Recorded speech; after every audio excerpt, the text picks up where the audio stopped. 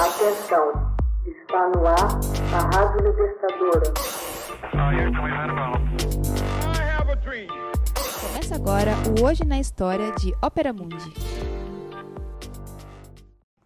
1964. Chagall inaugura pintura no teto da Ópera de Paris.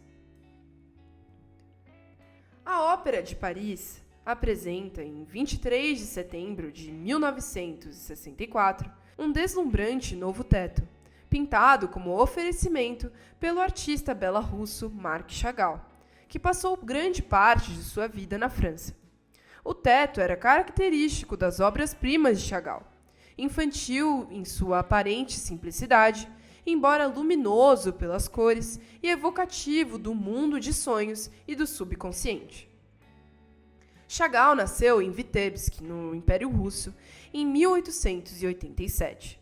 Seus pais eram comerciantes judeus e a sociedade em que cresceu era de muitas maneiras um resquício da era medieval. Os temas folclóricos russos e judaicos inspiraram-no ao longo da carreira. Começou a desenhar quando criança e, em 1906, viajou para São Petersburgo, a fim de estudar arte com a ajuda de um rico patrocinador judeu.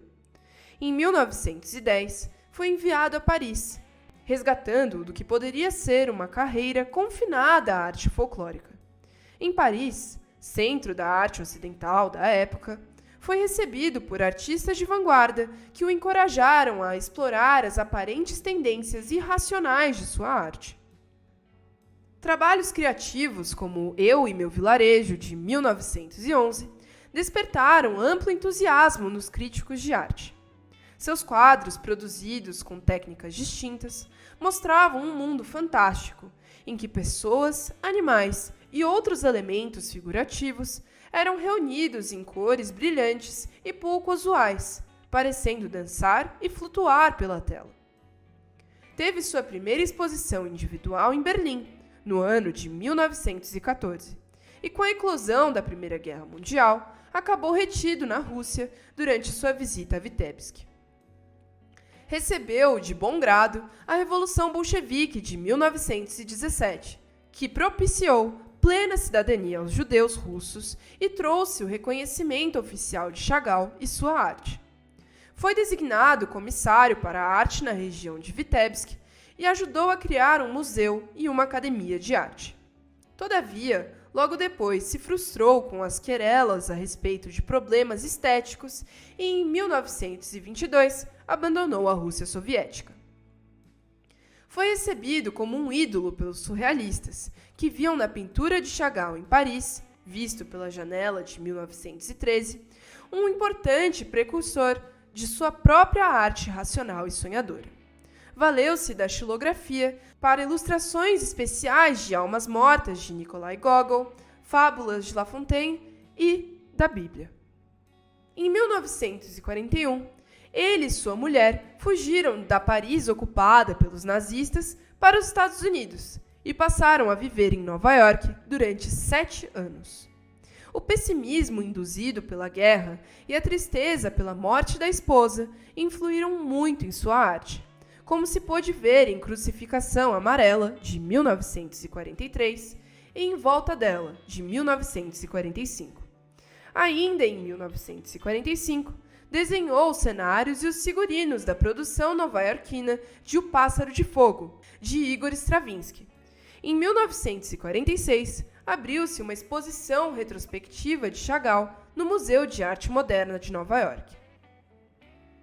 Em 1948, regressou à França para finalmente se estabelecer na Riviera Francesa. Mais especificamente, em Saint-Paul-de-Vence, onde morou pelo resto da vida. Em 1958, desenhou os cenários e figurinos para a representação do balé Daphnis e Chloé, de Maurice Ravel, para a Ópera de Paris.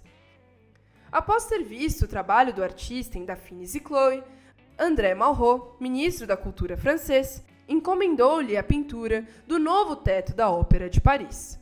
Trabalhando em uma superfície de 560 metros quadrados, Chagall dividiu o teto em zonas coloridas que preencheu com paisagens e figuras representativas dos luminares da ópera e do balé.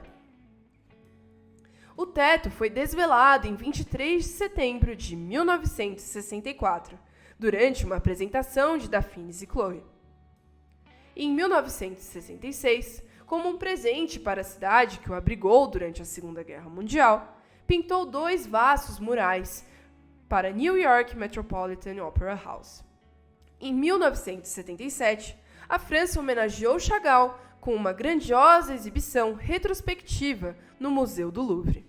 O artista continuou a trabalhar vigorosamente até sua morte, em 1985, aos 97 anos. Hoje na História é uma produção de Ópera Mundi, baseada na obra de Max Altman, com locução de Paola Orlovas e edição de José Igor. Você já fez uma assinatura solidária de Ópera Mundi? Fortaleça a imprensa independente. Acesse www.operamundi.com.br/apoio. São muitas opções.